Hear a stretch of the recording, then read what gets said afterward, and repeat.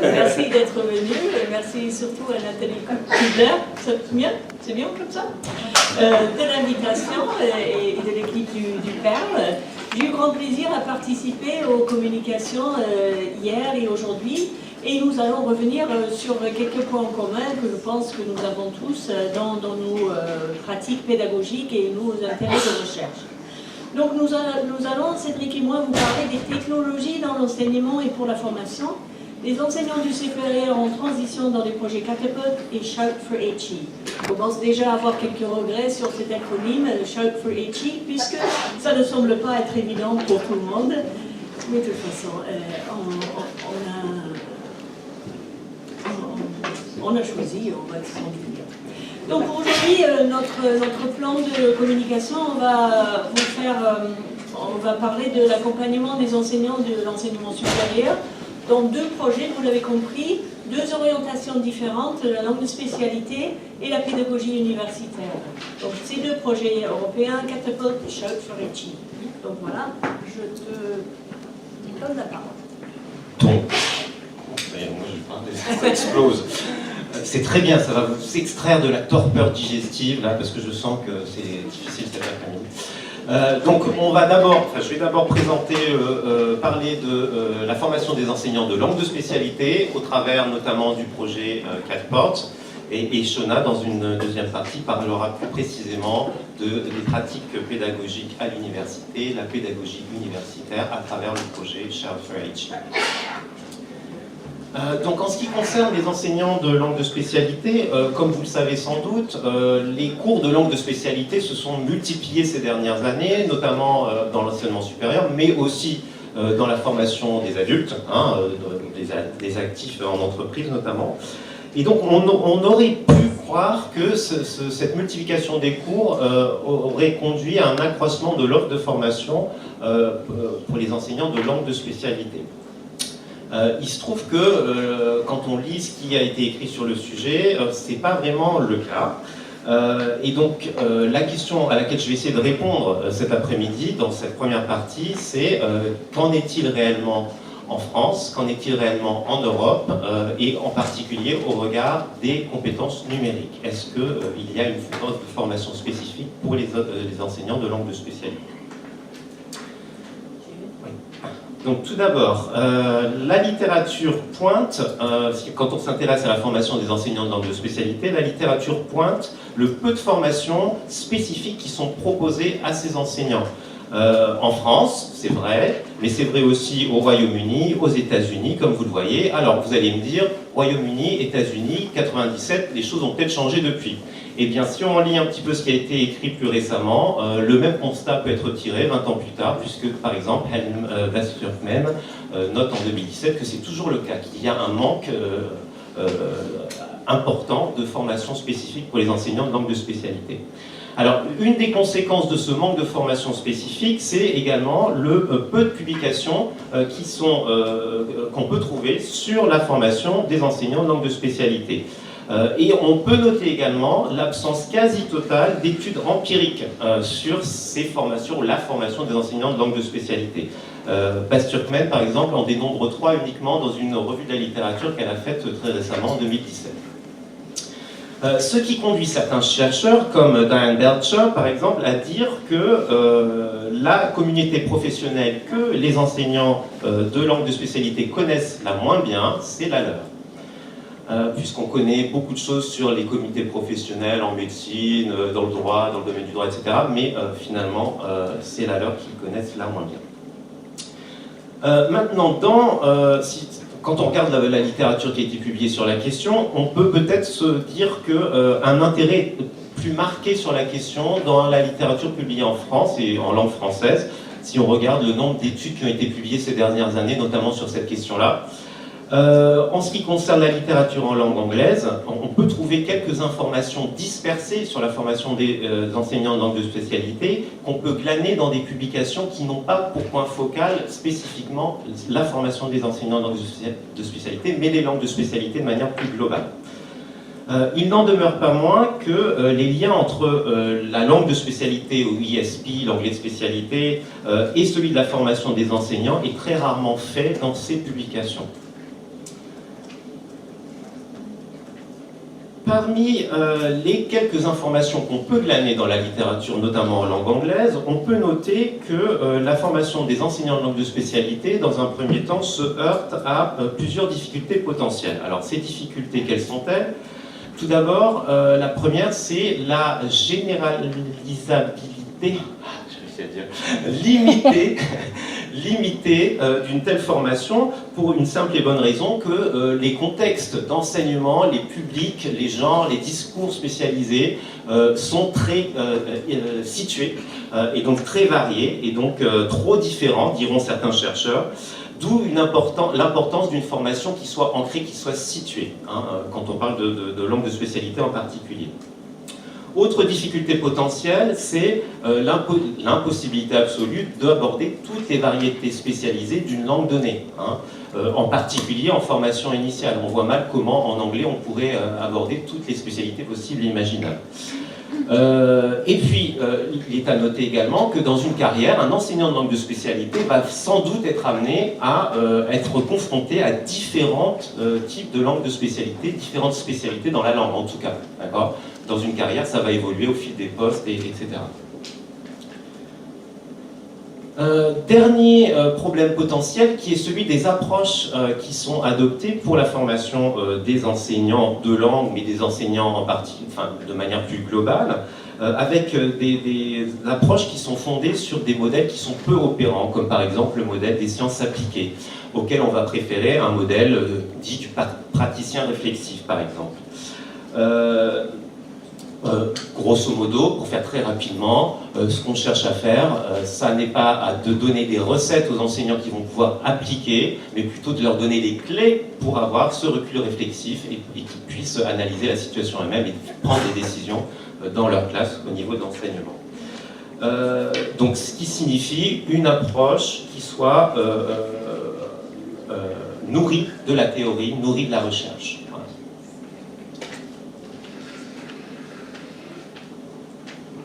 Alors, si on s'intéresse maintenant plus précisément à langue de spécialité et numérique, on peut voir que dans la littérature, un certain nombre d'affinités semblent exister entre langue de spécialité et numérique, ce que j'appelle une relation spéciale entre LSP et numérique.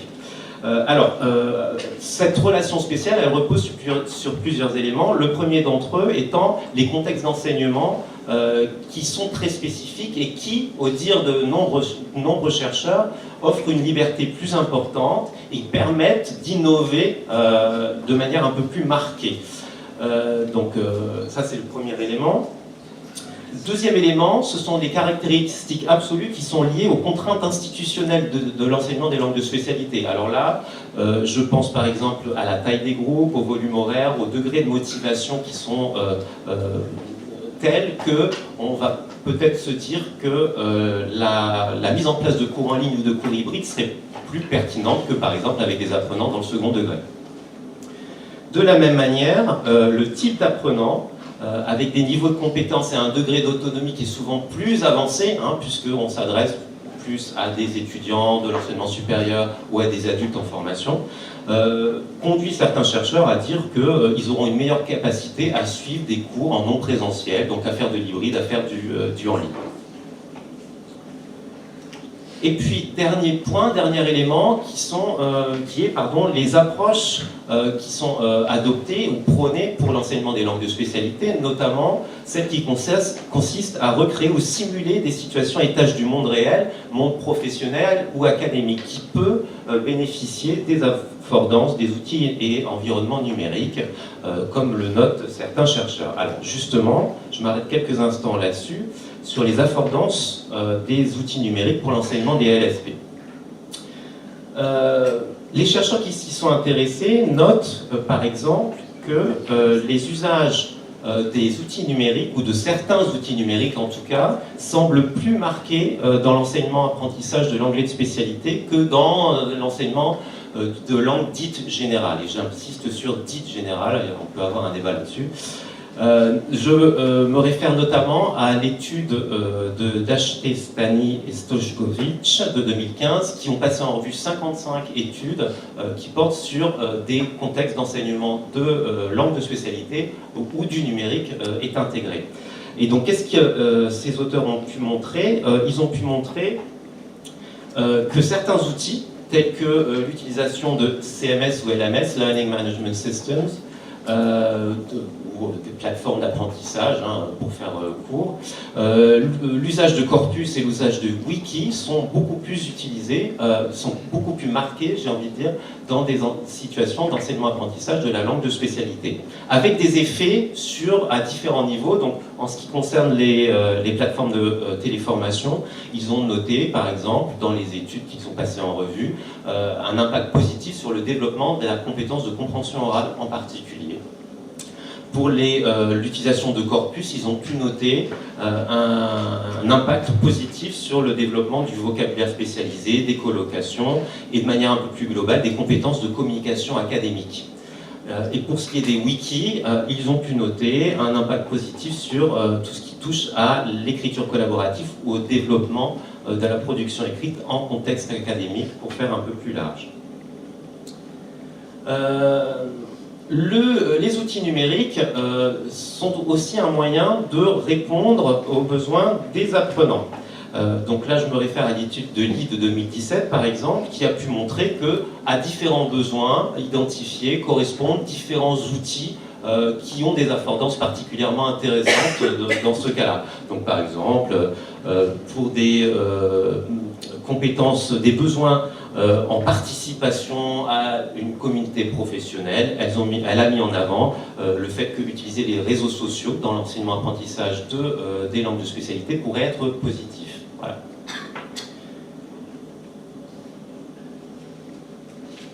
Alors, si on s'intéresse maintenant plus précisément à ces fameux besoins, les besoins des enseignants de langue de spécialité, on peut relever tout d'abord un double paradoxe. Donc le double paradoxe qui est le suivant. Tout d'abord, l'analyse de besoins est très souvent identifiée comme étant centrale au processus d'enseignement-apprentissage des langues de spécialité, mais très bizarrement, l'analyse de besoins n'est jamais appliquée aux enseignants de langue de spécialité eux-mêmes. On n'analyse jamais les besoins des enseignants de langue de spécialité.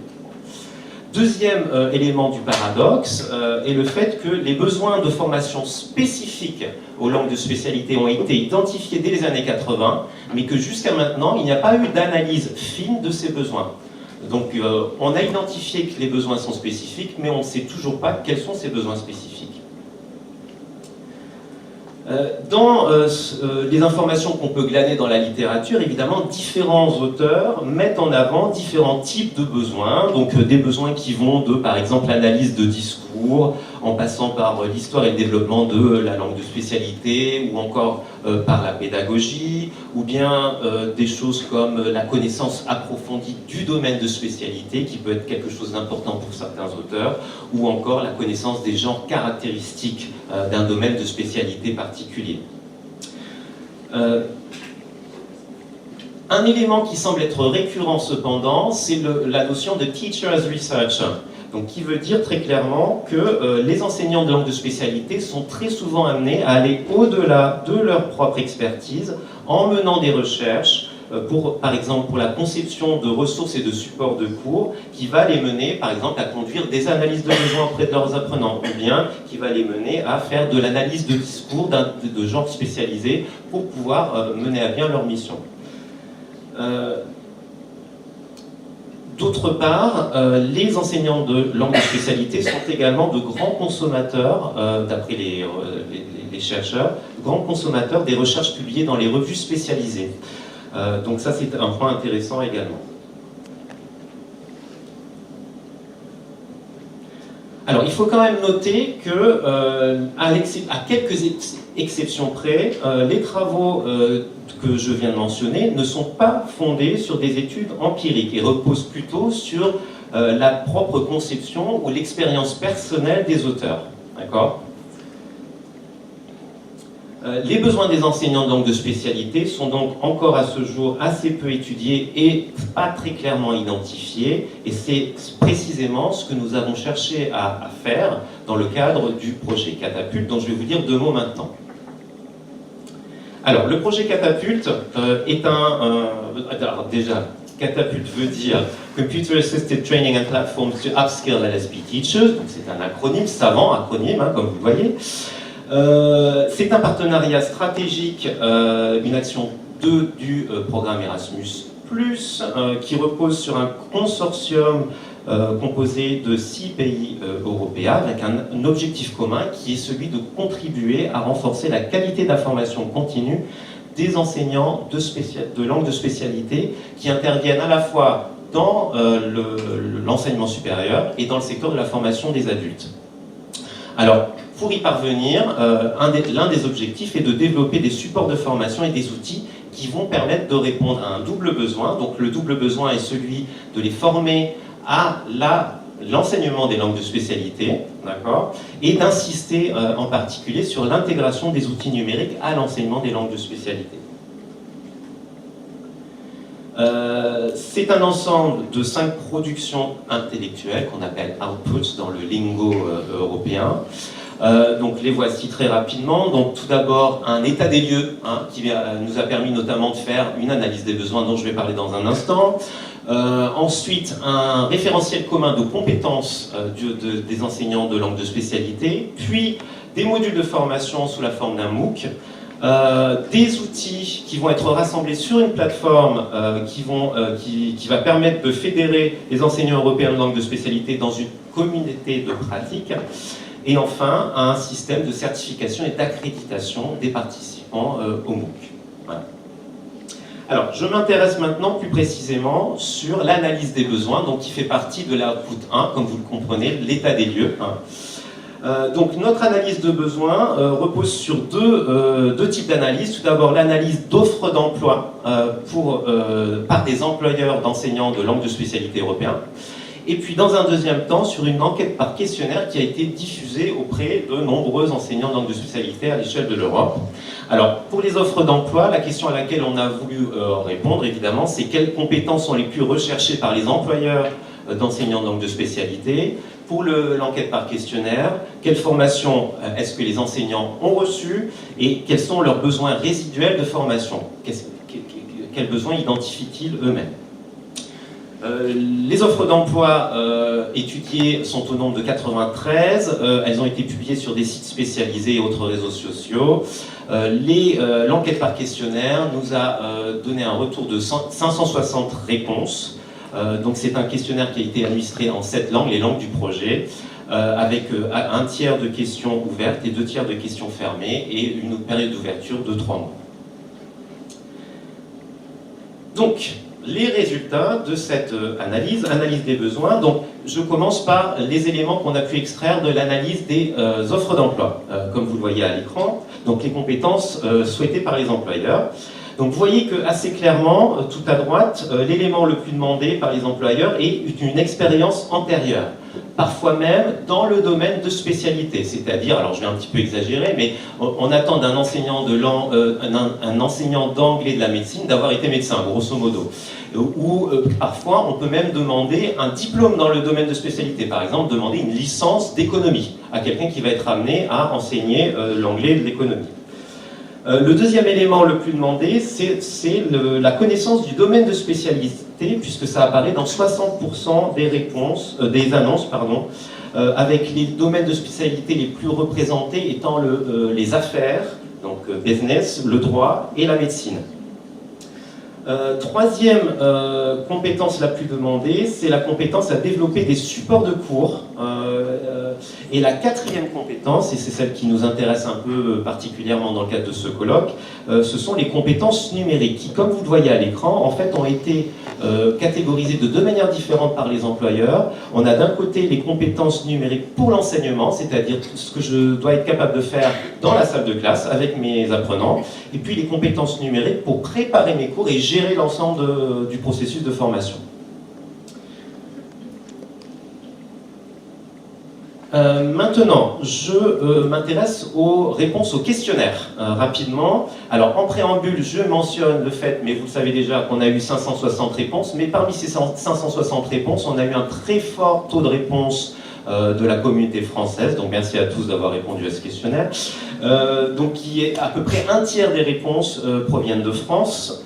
70% des répondants ne sont pas locuteurs natifs de la langue. On a trouvé que c'était un élément, une information importante. Et enfin, près de 60% enseignent l'anglais, sans grande surprise. D'accord ? Donc, langue de spécialité de manière générale, mais évidemment, l'anglais est la langue la plus représentée dans les réponses que nous avons reçues. À l'écran, vous avez la répartition des répondants par secteur d'enseignement. Vous voyez que le plus gros secteur d'enseignement est celui de l'enseignement supérieur, avec près de 60% des répondants, puis moins d'un quart pour la formation des adultes et 14% dans le secondaire, et puis ensuite des petites poussières pour la formation des enseignants. Alors, il nous a semblé intéressant de comparer, enfin pour vous aujourd'hui, de comparer ça avec les réponses qui ont été données pour les enseignants français en particulier. Donc je fais une double analyse ici. Pour ce qui concerne les enseignants français, vous voyez que plus de 90% des répondants interviennent dans l'enseignement supérieur. Et on a très peu de réponses pour l'enseignement, enfin pour le secteur de la formation des adultes. Alors, sans très grande surprise, parce qu'on avait anticipé cette difficulté à pénétrer le monde de la formation des adultes, notamment dans le cadre des écoles de langue privées ou dans le cadre des entreprises qui proposent de la formation aux actifs. Puisque accepter de diffuser un questionnaire qui porte sur les besoins des enseignants, c'est admettre quelque part qu'il y a des manques dans la formation des enseignants qui sont employés par ces organismes. D'accord ? Donc on n'a pas été surpris du tout d'avoir un taux de réponse très très faible au niveau de la formation des adultes. Maintenant, on s'est intéressé aussi aux qualifications des enseignants. Donc vous voyez qu'à l'échelle de l'Europe, ce sont essentiellement des enseignants qui détiennent un master, puis un doctorat. Et puis en troisième lieu, une qualification professionnelle pour l'enseignement de la langue. On remarque aussi 1% de répondants qui n'ont pas de diplôme à l'échelle européenne. Au niveau de la France, donc sans grande surprise, la majorité enseignant dans le supérieur, on voit qu'il y a plus de doctorats que pour la population générale européenne, avec une proportion assez équilibrée entre master et doctorat en France. Voilà. En ce qui concerne la formation à la langue de spécialité qui a pu être reçue par ces enseignants et répondants, vous voyez qu'en grande majorité, ils indiquent n'avoir reçu aucune formation à la langue de spécialité. Ça représente 41% des réponses à l'échelle de l'Europe. Mais il faut garder à l'esprit quand même, si vous regardez les autres réponses, que 88% d'entre eux commencent à enseigner les langues de spécialité sans aucune formation initiale. Alors 88% parce que tout simplement, formation initiale, il y en a 12% uniquement qui disent avoir reçu une formation spécifique à l'enseignement des langues de spécialité en formation initiale. Ça veut dire que les 88% restants n'en ont pas eu. Ça veut dire qu'ils ont commencé à enseigner la langue de spécialité sans avoir reçu aucune formation spécifique à l'enseignement des langues de spécialité. Donc ils sont passés par un apprentissage sur le tas, comme beaucoup d'entre nous l'ont fait. Maintenant, si on regarde au niveau de la France, on remarque que les répondants qui n'ont pas reçu de formation spécifique sont encore plus nombreux, puisqu'ils représentent 55% des répondants. On remarque aussi, et ça c'est très marquant, qu'il y a très peu de répondants qui indiquent avoir pu suivre des stages de formation continue. Ça représente que 7% en France contre 29% à l'échelle européenne. Et on note quand même une plus grande proportion de répondants qui ont pu se former par la recherche. Mais encore une fois, c'est lié au contexte majoritaire d'enseignement qui est celui d'enseignement supérieur pour la France. Voilà. Lorsqu'on leur a posé la question des supports de cours qu'ils utilisent dans leurs enseignements, les enseignants de langue de spécialité indiquent très clairement à l'échelle européenne être avant tout des concepteurs de ressources et de supports. Pour plus de la moitié d'entre eux, ils doivent concevoir leurs ressources et leurs supports de cours eux-mêmes. On note que seul un quart utilise des supports tout faits exclusivement à l'échelle de l'Europe. En France, ce sont à peu près les mêmes proportions pour la conception des ressources, mais on note quand même que les répondants ont moins recours aux supports tout faits et ont plus recours à une combinaison de supports tout faits et supports que moi je produis moi-même. D'accord ? Donc quelque chose, un schéma un peu différent quand même au niveau français par rapport au schéma qui s'est dégagé à l'échelle européenne. Alors maintenant, on s'est intéressé aussi à leurs compétences en numérique, en intégration d'outils numériques, et vous voyez que, en fait, de 409 répondants, ce qui correspond à 72% des répondants, indiquent ne pas proposer du tout de cours en ligne, que ce soit en hybride ou que ce soit totalement en ligne. Ce qui veut dire que 28% disent quand même proposer des cours totalement ou partiellement en ligne. Et vous voyez que les outils qui sont privilégiés sont avant tout des outils de visioconférence tels que Skype pour 11% des répondants, ou Zoom pour 2% des répondants, et puis des plateformes de formation telles que Moodle, qui est la plateforme la plus citée pour 8% des répondants. Alors on constate quand même que de manière globale, on voit à travers ces chiffres que le numérique est quand même très peu intégré, ce qui corrobore totalement les résultats et les travaux, par exemple, de Ligue que je citais tout à l'heure. Lorsqu'on leur a posé la question de savoir quelles difficultés ils rencontrent dans leur pratique quotidienne, voici ce qui ressort de cette question. Donc, question qui était une question ouverte, donc qui a donné lieu à une analyse thématique, contrairement aux précédentes. Donc les difficultés sont de 5 ordres. Tout d'abord, des difficultés liées à un manque de ressources pédagogiques. Donc vous voyez 134 répondants, ce qui correspond à peu près à 21% des répondants. Donc 21% des répondants disent connaître un manque de ressources pédagogiques, donc qui est à mettre en parallèle avec ce que je disais précédemment sur la conception de ressources. Donc ces enseignants conçoivent des ressources et des supports, peut-être pas par choix, mais plus par obligation. Il n'y en a pas, il y a un manque, donc ils sont obligés de les concevoir eux-mêmes. La deuxième difficulté touche aux connaissances du domaine de spécialité, qui n'est pas assez poussée pour 17% d'entre eux. La troisième difficulté correspond à une formation qui est jugée inadéquate pour 12% des répondants. Et enfin, la cinquième difficulté correspond à un manque de soutien institutionnel. Manque de soutien institutionnel pour 8% des répondants, ce qui est à rapprocher du sentiment d'isolement qui est revenu fréquemment dans les réponses qu'on a reçues à ce questionnaire. Lorsqu'on a posé la question des besoins résiduels de ces enseignants, voici ce qu'il en ressort, donc une question ouverte à nouveau.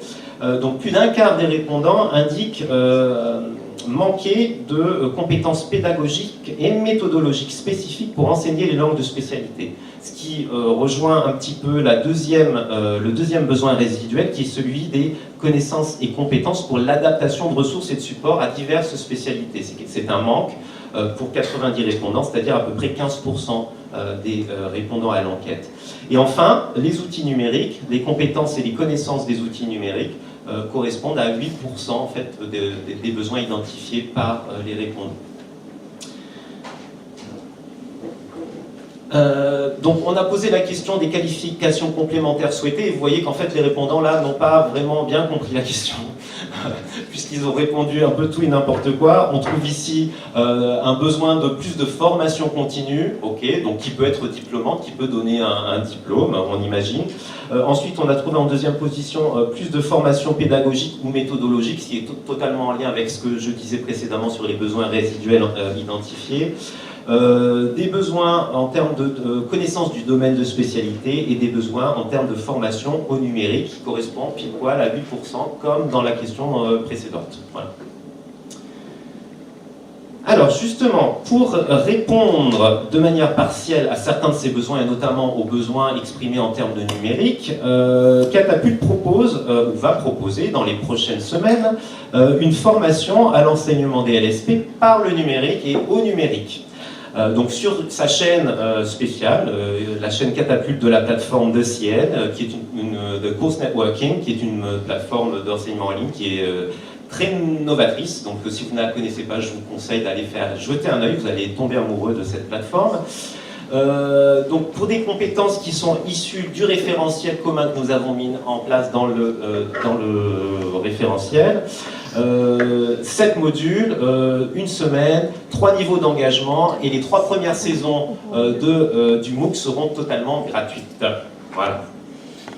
Donc très rapidement, en termes de contenu, mais je vais pas, il faut que je passe la parole à ma voisine, donc je ne vais pas le détailler. Et puis si on a du temps à la fin, je vous en dirai un tout petit peu plus sur le contenu en vous montrant Anna, she teaches English to chemical engineers and she needs our help. Okay. Il donne déjà la date de... Ah oui, mais on le dira... Ah oui, alors je peux donner quand même tout de suite la date de début de la première saison du MOOC, si ça vous intéresse, c'est le 27 janvier 2020, d'accord? Voilà. Et donc, je passe la parole maintenant à Shona. Merci, cher collègue. Donc, vous allez voir dans la communication, il n'y a pas énormément de points communs entre ce que je vais dire maintenant et ce que Cédric vient de vous présenter. Donc je fais une transition qui explique un petit peu pourquoi on est amené à faire cette plénière ensemble. C'est parce qu'on travaille ensemble dans le groupe de recherche au sein de la société GERAS sur la recherche en anglais de spécialité. Donc nous avons ce livre, on a travaillé avec des collègues, notamment en France, sur des projets pédagogiques et la recherche en didactique de l'anglais de spécialité, qui est en libre accès si ça vous intéresse. On a 2 manifestations qui vont venir très bientôt, donc le colloque GERAS à Nantes au mois de mars, et puis le colloque de English, European Society of Study of English à Lyon en fin d'été. Donc, sans transition, donc, je passe aux technologies dans la classe. Donc, je ne parle plus de langue de spécialité, mais vraiment de l'utilisation des technologies dans la classe pour la formation des enseignants. Donc, moi, mon travail s'appuie sur un certain nombre de références théoriques. Pour ce qui est de l'apprentissage des langues, je m'intéresse à l'acquisition d'une langue seconde et l'apprentissage par la tâche.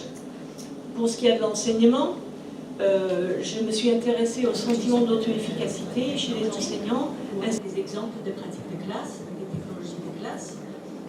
J'ai travaillé aussi dans un projet Teach Me, où on propose des études de cas de pratiques pédagogiques. Également dans un projet de vidéo, la Language Teacher Education, et un autre projet qui travaille sur la scénarisation des MOOC en formation. Donc je fais très brièvement un aperçu de ces projets-là. Après, si ça vous intéresse, je vous donne les liens et puis vous pouvez voir sur mon WordPress, il y a tous les liens de ce que je vous présente. Donc ITIL2, c'était un projet où on filmait les enseignants en classe de langue, on les soutenait dans une approche d'apprentissage par la tâche, approche actionnelle, et on mettait ensemble des exemples de pratiques avec des technologies différentes, des tableaux blancs interactifs, des technologies mobiles et la vidéoconférence. Dans Teach Me, il y a un exemple d'étude de cas de l'utilisation des technologies à l'école primaire, que je vous invite à regarder. Là, j'ai essayé de montrer comment les apports théoriques peuvent avoir un effet sur ce qui se passe en classe de langue au primaire. Video and Language Teacher Education, c'était un projet de l'université de Warwick où on voulait mettre ensemble un certain nombre d'exemples d'utilisation de vidéos en classe de langue. Et ici, j'ai fait un exemple de peer filming où on a utilisé les téléphones portables des étudiants, futurs enseignants, pour rendre compte de la pratique en stage dans les établissements. Et dernièrement, un travail sur le projet Sonnet, où nous avons essayé de créer des MOOC. Un projet européen qui a eu certaines difficultés pour attirer de monde sur les MOOC qui ont été proposés. Un problème que nous avons essayé de résoudre à l'Université de Nice en mettant nos propres étudiants dans ces dispositifs. Et je vais en parler tout à l'heure, plus tard dans la communication. Donc, quelques conclusions déjà de ces projets. C'est qu'on a déjà trouvé des avantages, ça a déjà été dit, mais je le redis ici, qu'il y ait vraiment des avantages d'une formation in situ, c'est-à-dire une formation contextualisée, située, avec un soutien qui s'oriente sur la pédagogie et pas seulement sur le volet technique. Ensuite, le potentiel, donc, je vous dis, du peer filming, les étudiants qui se filment entre eux pour faire un debriefing ensuite une fois de retour à l'université. Utilité des études de cas, donc, et puis cette question d'articulation entre institutions et ressources éducatives libres qu'on va retrouver en conclusion sur nos expériences dans les 2 projets que nous évoquons aujourd'hui. Donc ici, trois petites rubriques. Le contexte, et ici j'étais ravie de voir dans les communications hier plusieurs préoccupations qui nous posent problème, nous, dans notre projet, et qui ont été évoquées, pas ravie qu'il y ait des problèmes, mais ravie de voir qu'on a les mêmes préoccupations. Donc on a parlé, Alice et Grégory ont parlé hier d'un paysage universitaire en pleine transformation, une mutation, un intérêt qui est quand même assez récent pour la pédagogie universitaire, c'est Isabelle qui en parlait hier. Isabelle disait également qu'on avait quand même une certaine pression, on subissait une certaine pression pour intégrer le numérique au service d'une innovation, mais qu'on constate toujours que les compétences ou même la motivation de nos collègues universitaires n'est pas toujours au rendez-vous. Également, ce sentiment d'auto-efficacité dont je vous ai parlé tout à l'heure a été évoqué dans plusieurs des communications hier et aujourd'hui, et certains doutes même sur la valeur ajoutée du numérique qui donc doit être mise en avant dans nos projets. On avait quand même on a eu beaucoup d'exemples de projets télécollaboratifs, de projets sur des séjours à l'étranger, de formation à l'interculturel, qui donc trouvent écho dans nos projets. Et donc cette idée qu'on voit un peu dans plusieurs cas de l'utilisation de projets européens comme moteur de collaboration pour la formation des enseignants et pour la recherche en didactique. Donc ça c'est le contexte dans lequel on développe ce projet. Shout, donc ce n'est pas un projet de langue, c'est un projet pour la pédagogie universitaire tout court. C'est également comme Catapult Key Action 2, et nous avons 5 partenaires dans notre consortium. Shout, Sharing Open Education Practices Using Technology for Higher Education. Et donc je vous dis les 3 outputs pour le projet. Donc je parle un petit peu de notre cadre de référence. On s'est référé un petit peu à ce qui a déjà été fait dans le numérique. Si vous ne connaissez pas déjà, je vous recommande de visiter du site All Aboard HE en Irlande, qui n'est pas pour la pédagogie à l'université, mais pour le numérique exclusivement. On peut y aller, on peut prendre un petit test pour savoir si on est confortable ou plutôt confiant au niveau du numérique. Mais n'y allez pas trop vite parce que j'ai autre chose à vous demander. Il y a un deuxième projet, cette fois-ci par la Commission européenne, qui également propose de se situer par rapport à différentes compétences numériques. Donc on s'est inspiré de ça, mais nous on voulait vraiment mettre ensemble le numérique avec la pédagogie, avec le volet pédagogique. Donc notre cadre de référence comprend l'aisance numérique, Digital Confidence, et puis les pratiques pédagogiques. Et notre évolution part de l'idée où les enseignants sont en découverte ou en discussion, après quand ils se mettent à pratiquer dans le design, le déploiement, pour finir dans la démonstration et la diffusion. Donc l'idée de ne pas juger les enseignants, mais plutôt de voir une évolution quand même de l'exploration, inspiration, jusqu'au niveau de collaboration et partage. Donc je vous montre un tout petit peu la découverte et la discussion. Donc c'est l'enseignant qui découvre de nouvelles possibilités, qui s'interroge un petit peu sur son identité professionnelle, mais on est au niveau personnel plutôt que collaboratif. Deuxième étape, on cherche à situer sa propre pratique innovante, qu'on est peut-être plus dans une démarche collaborative et qu'on va un peu plus loin dans les pratiques. Et troisième niveau, c'est le stade où l'enseignant va avoir envie de démontrer un petit peu, d'évaluer un petit peu pour lui, porter un œil critique sur sa pratique, évaluer son enseignement, l'impact, peut-être aller vers des pratiques éducatives libres, les communautés de pratique et le travail en concertation. Donc si vous avez envie, si vous avez une minute, j'ai fait un petit questionnaire, donc vous pouvez y aller, il y a 12 questions, donc soit vous prenez là, soit vous allez sur mon WordPress qui serait à la fin, et vous pouvez simplement répondre à ces questions pour savoir comment vous vous situez et comment peut-être vous trouvez l'outil. Mais je vous montre un petit peu certains éléments de ce référentiel pour vous donner une idée. Donc par rapport aux pratiques pédagogiques, en ce qui concerne le rôle de l'étudiant, donc on parle du positionnement de l'enseignant, mais par rapport à l'étudiant. C'est-à-dire, on commence avec une idée d'enseignement plutôt dans la transmission, avec quelques éléments d'apprentissage actif. Ensuite, on va chercher à impliquer, à autonomiser les étudiants, pour ensuite essayer de mesurer l'impact. Donc, chaque fois, vous avez les 3 étapes. Pour ce qui est de la charge de travail, c'est quelque chose qui, je pense, nous concerne tous en tant qu'enseignants un petit peu débordés ou trop sollicités. On va commencer avec un investissement personnel fort. Si on se débrouille bien, on va pouvoir impliquer des collègues et travailler pour arriver à la fin de s'impliquer de manière pérenne sans se surcharger. Moi, j'y suis pas encore, je ne sais pas si c'est le cas pour vous. Donc les pratiques éducatives libres, aussi quelque chose qu'on a envie de mettre en avant, de sensibiliser les enseignants. On discute, on collabore ou on commence à diffuser. Donc ça, c'est 3 exemples de pratiques pédagogiques. Si on va un peu plus loin sur l'aisance numérique, on va avoir le même type d'évolution. Donc on est ouvert à l'idée, on sait optimiser son intégration des outils, ou on est dans une démarche de diffusion, de collaboration. Même chose pour la communication, pour la collaboration. Je vais aller un petit peu plus vite pour nous donner un peu de temps pour nos conclusions. Donc dans ce site, la première chose, c'est ce cadre de référence qui va vous permettre de vous situer par rapport à vos compétences. Il s'appelle ça un self-scan. Je ne sais pas si je suis convaincue de la terminologie, mais l'idée c'est de se situer, ce qui est toujours intéressant, je pense. Après, sur le site, il va y avoir des vidéos de pratiques pédagogiques où on va voir les collègues présenter des outils et des dispositifs pédagogiques qui les exploitent.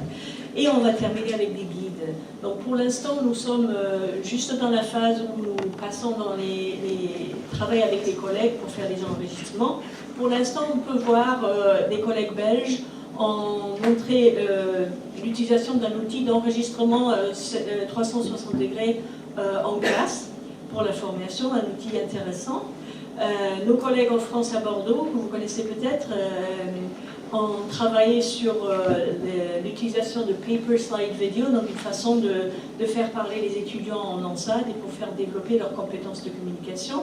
Et puis nos collègues à Limerick parlent d'utilisation de blogs en cours de littérature pour le français langue étrangère. Donc, on arrive à notre conclusion. Vous avez ces 2 projets qui ont le volet européen en commun, ont le volet formation d'enseignants en commun, et puis nous avons quelques conclusions un peu courtes à vous proposer avant d'écouter vos questions.